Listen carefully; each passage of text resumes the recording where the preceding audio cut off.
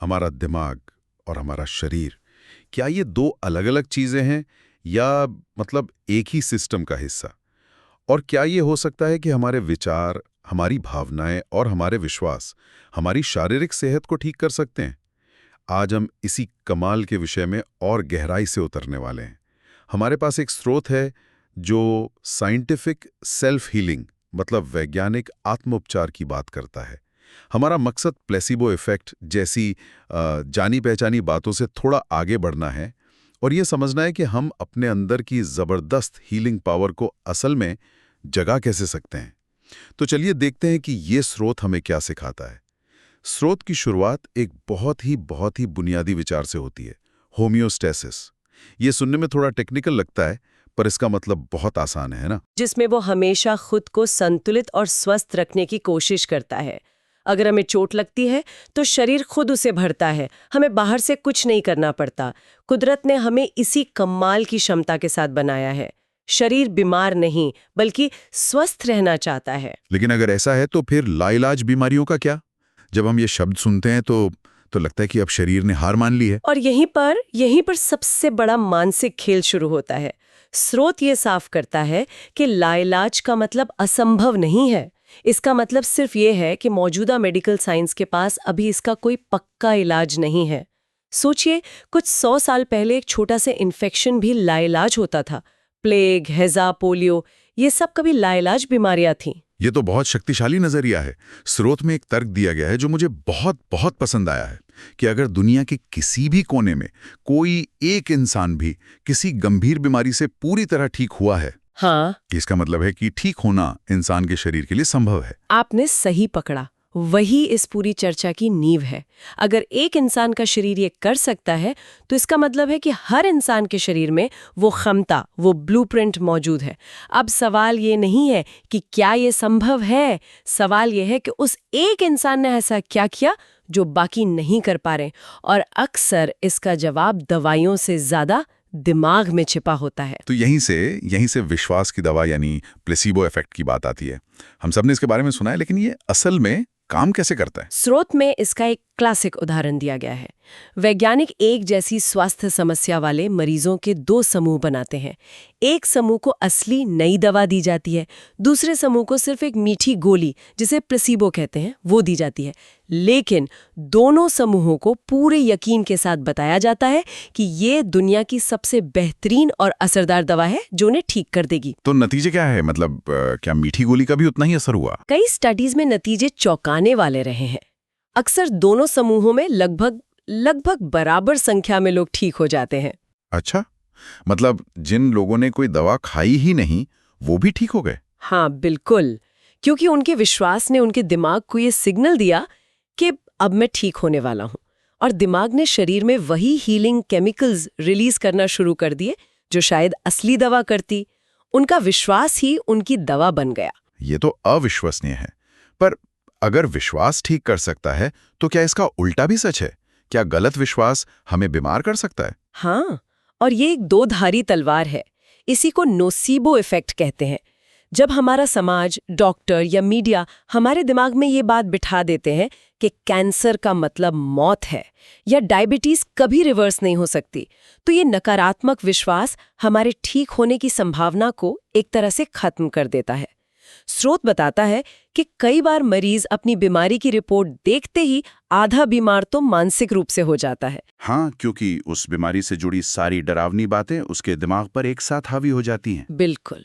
ये तो नियंत्रित प्रयोगों और थ्योरी की बात हुई, लेकिन क्या असल जिंदगी में भी ऐसे चौंकाने वाले उदाहरण हैं जहां सिर्फ विश्वास और इरादे ने शरीर को ठीक कर दिया हो? बिल्कुल है। और स्रोत में डॉक्टर जो डिस्पेंजा का एक जबरदस्त उदाहरण दिया गया है। उनकी कहानी सुनने वालों को अविश्वसनीय लग सकती है। मैं चाहता हूं आप बताएं कि उनके साथ क्या हुआ था, क्योंकि ये कहानी दिमाग और शरीर के कनेक्शन को समझने के लिए बहुत जरूरी है। 23 साल की उम्र में डॉक्टर डिस्पेंजा एक ट्रायथलॉन में हिस्सा ले रहे थे जब एक गाड़ी ने उन्हें टक्कर मार दी।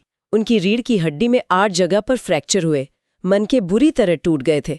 डॉक्टरों ने उन्हें साफ साफ कह दिया कि उनके पास दो ही रास्ते हैं, या तो एक बहुत बड़ी सर्जरी करवाएं जिसके बाद भी पूरी जिंदगी व्हीलचेयर पर गुजारनी पड़ेगी, या फिर सर्जरी न करवाएं और कुछ ही समय में लकवाग्रस्त हो जाएं। ये किसी के लिए भी एक भयानक स्थिति होगी। उस हालत में कोई क्या ही फैसला लेता। लेकिन उन्होंने एक ऐसा फैसला लिया जो किसी डॉक्टर की समझ से परे था। उन्होंने सर्जरी से इनकार कर दिया। अच्छा। हाँ, उन्होंने खुद से एक बहुत गहरा सवाल किया। मेरे शरीर को बनाने वाली एक इंटेलिजेंस है, एक शक्ति है। जब माँ के गर्भ में मेरी रीढ़ की हड्डी बिना किसी डॉक्टर या सर्जरी के शून्य से बन सकती है, तो अब ये खुद को ठीक क्यों नहीं कर सकती? उन्होंने तय किया कि वो उसी इंटेलिजेंस पर भरोसा करेंगे। और फिर उन्होंने क्या किया? उन्होंने सिर्फ एक काम किया। हर दिन घंटों तक वो लेटकर ध्यान करते और अपने मन में अपनी रीढ़ की हड्डी को दोबारा बनते हुए, जुड़ते हुए देखते थे। वो हर एक मनके को अपनी जगह पर आते हुए, मजबूत होते हुए महसूस करते थे। वो सिर्फ सोच नहीं रहे थे, वो उस हकीकत को जी रहे थे। और नतीजा? नतीजा ये कि जिस इंसान को पूरी जिंदगी व्हीलचेयर पर बिताने के लिए कहा गया था, वो सिर्फ 12 हफ्तों में अपने पैरों पर चलकर हॉस्पिटल से बाहर गया, बिना किसी सर्जरी के। ये सोचने पर ही रोंगटे खड़े हो जाते हैं। उस स्थिति में इतना गहरा विश्वास रखना, ये आसान नहीं रहा होगा। ये दिखाता है कि हमारा दिमाग कल्पना और हकीकत में फर्क नहीं समझता। ठीक यही बात है। उनके दिमाग ने शरीर को लगातार ठीक होने के निर्देश भेजे और शरीर ने उन निर्देशों का पालन किया। एक और छोटा पर मजेदार उदाहरण नॉर्मन कजिन्स का है, जिन्हें एक गंभीर बीमारी थी। उन्होंने पाया कि 15 मिनट पेट पकड़कर हंसने से उन्हें 2 घंटे की दर्द रहित नींद मिलती थी, जबकि एक पेन किलर सिर्फ 15 मिनट का आराम देती थी। उन्होंने लाफ्टर को अपनी थेरेपी बना लिया। लेकिन कई लोग कहेंगे कि ये सब सुनने में अच्छा लगता है, पर जब कोई सच में दर्द में हो तो सिर्फ हंसने से कैसे काम चलेगा? क्या ये मेडिकल ट्रीटमेंट का विकल्प हो सकता है? ये एक बहुत जरूरी सवाल है। स्रोत ये बिल्कुल नहीं कहता कि आप अपना मेडिकल इलाज छोड़ दें। इसका कहना है कि इलाज के साथ साथ इस शक्तिशाली औजार का भी इस्तेमाल करें। जब हम हंसते हैं या खुश होते हैं तो हमारा दिमाग डोपामाइन, ऑक्सीटोसिन, सेरोटोनिन जैसे हैप्पीनेस केमिकल्स रिलीज करता है। ये केमिकल्स प्राकृतिक पेन किलर और हीलिंग एजेंट्स की तरह काम करते हैं। तो ये सिर्फ अच्छा महसूस करना नहीं है, ये असल में आपके शरीर की केमिस्ट्री को बदलना है। तो ये साफ है कि हमारा मन एक बहुत शक्तिशाली औजार है। अब सबसे बड़ा सवाल ये है कि कोई इसे अपनी जिंदगी में इस्तेमाल कैसे करे। स्रोत इसके लिए 5 कदम बताता है। हाँ, और ये इस चर्चा का सबसे प्रैक्टिकल हिस्सा है। पहला कदम है कंडीशनिंग, यानी अपनी पुरानी धारणाओं को बदलना। इसका मतलब है कि सबसे पहले इस विचार को ही दिमाग से निकालना होगा कि कोई बीमारी लाइलाज है। बिल्कुल, हमें अपने दिमाग को इस नए सच के लिए तैयार करना होगा कि अगर एक भी इंसान ठीक हुआ है तो ठीक होना संभव है। हमें उन लोगों की कहानियां पढ़नी होंगी, सुननी होंगी जो ठीक हुए हैं। इससे हमारे दिमाग में संभव है वाला न्यूरल पाथवे मजबूत होता है। ये जमीन तैयार करने जैसा है। ठीक है, जमीन तैयार हो गई। दूसरा कदम है एक्सपेक्टेशन, यानी उम्मीद। ये सिर्फ एक धुंधली उम्मीद नहीं है, ये एक सचेत फैसला है कि मैं ठीक होने की उम्मीद करती हूँ। जब हम ये उम्मीद रखते हैं तो हमारा दिमाग समस्या पर नहीं बल्कि समाधान पर फोकस करने लगता है। हमारी पूरी ऊर्जा ठीक होने की प्रक्रिया पर लग जाती है। बिल्कुल। तीसरा कदम है बिलीफ, यानी विश्वास। ये उम्मीद से कैसे अलग है? उम्मीद भविष्य पर आधारित होती है कि मैं ठीक हो जाऊंगी। विश्वास वर्तमान में होता है कि मेरे अंदर वो शक्ति है जो मुझे ठीक कर रही है। ये अपने अंदर की उस डिवाइन इंटेलिजेंस, उस कुदरती शक्ति पर गहरा विश्वास है जिसने हमें बनाया है। ये मानना कि जिस शक्ति ने हमारे दिल, फेफड़े और दिमाग जैसी जटिल चीजें बनाई हैं, वो शरीर में आई एक गड़बड़ी को भी ठीक कर सकती है। हमें बस रास्ते से हटना है और उसे अपना काम करने देना है। और चौथा कदम है विजुअलाइजेशन, जैसा डॉक्टर डिस्पेंजा ने किया था। हाँ, और ये सिर्फ पॉजिटिव थिंकिंग नहीं है, ये एक दिमागी कसरत है। आपको अपने मन में खुद को पूरी तरह से स्वस्थ होते हुए देखना होता है। आपको सच में वो भावनाएं महसूस करनी होती हैं जो ठीक होने के बाद आप महसूस करेंगे। वो आज़ादी, वो खुशी, वो एनर्जी। जब हम ऐसा करते हैं तो दिमाग उन भावनाओं से जुड़े केमिकल्स को रिलीज करना शुरू कर देता है। हाँ, और शरीर को ये लगने लगता है कि हीलिंग सच में हो रही है। इसी से दिमाग के न्यूरल पाथवेज बदलते हैं। और पांचवा और शायद सबसे जरूरी कदम, पर्पस ऑफ लाइफ, यानी जीने का एक मकसद। इसका हीलिंग से क्या लेना देना है? इसका बहुत गहरा लेना देना है। स्रोत में बताया गया है कि रिटायरमेंट के बाद जिन लोगों के पास जीने का कोई बड़ा मकसद नहीं बचता, उनकी सेहत अक्सर तेजी से गिरने लगती है। जब हमारे पास सुबह बिस्तर से उठने का कोई बड़ा कारण होता है, कोई ऐसा काम जिसे लेकर हम जुनूनी हो, तो ये हमारे शरीर को जिंदा रहने और लड़ने की एक जबरदस्त वजह देता है। मकसद हमें जीने की प्रेरणा और ऊर्जा देता है, जो किसी भी दवा से कहीं ज्यादा शक्तिशाली हो सकती है। इन 5 कदमों के अलावा एक और चीज है जिसका जिक्र स्रोत में है और जो मुझे बहुत हैरान करने वाली लगी। हमारा माहौल। हाँ, ये प्रयोग सच में दिमाग हिला देने वाला है। हार्वर्ड के वैज्ञानिकों ने कुछ 60-70 साल के बुजुर्गों को एक हफ्ते के लिए एक ऐसी जगह पर रखा जिसे बिल्कुल वैसा ही बनाया गया था जैसा 20-25 साल पहले का समय होता था जब वे जवान थे। मतलब उस दौर के गाने, फिल्में, मैगजीन, कपड़े, सब कुछ वैसा ही। हूबहू वैसा ही। उन्हें उस समय की घटनाओं पर ऐसे बात करने के लिए कहा गया जैसे वे अभी हो रही हों।